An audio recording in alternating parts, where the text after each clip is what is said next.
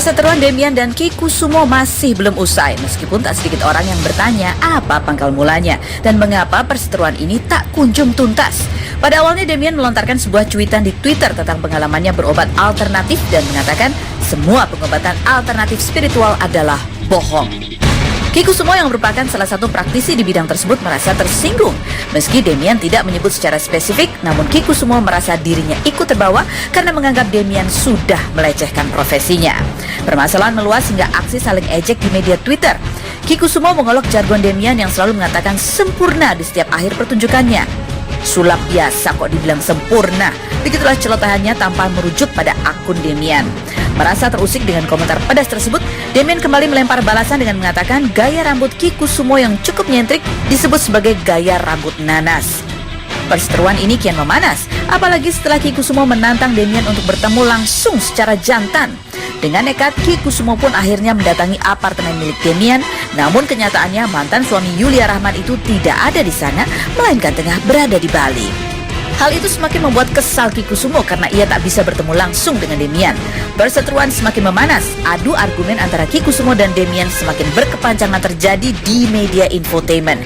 Ditambah lagi, Kikusumo yang sudah terlanjur kesal menyebut akan mengerahkan 30 juta pasukannya dari berbagai provinsi di Indonesia untuk menghadang Demian.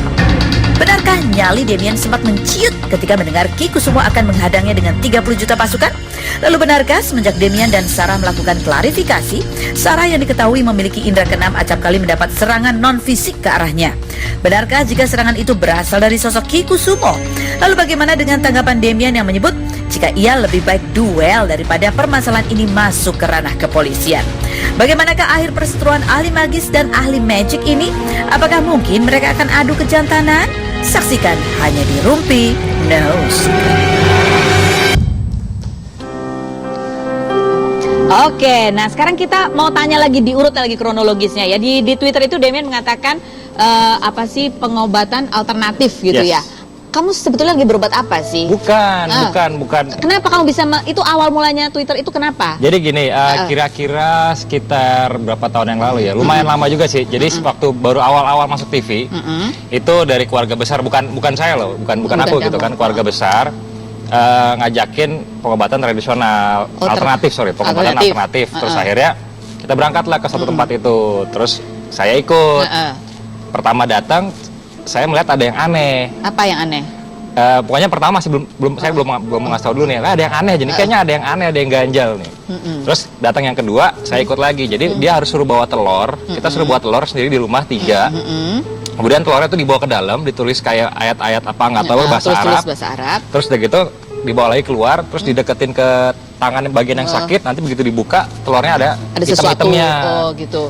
Kan saya orangnya kan, karena saya magician, saya skeptis banget kan. Terus akhirnya pada saat saya bawa telur, saya tandain telurnya, saya garisin pakai kuku.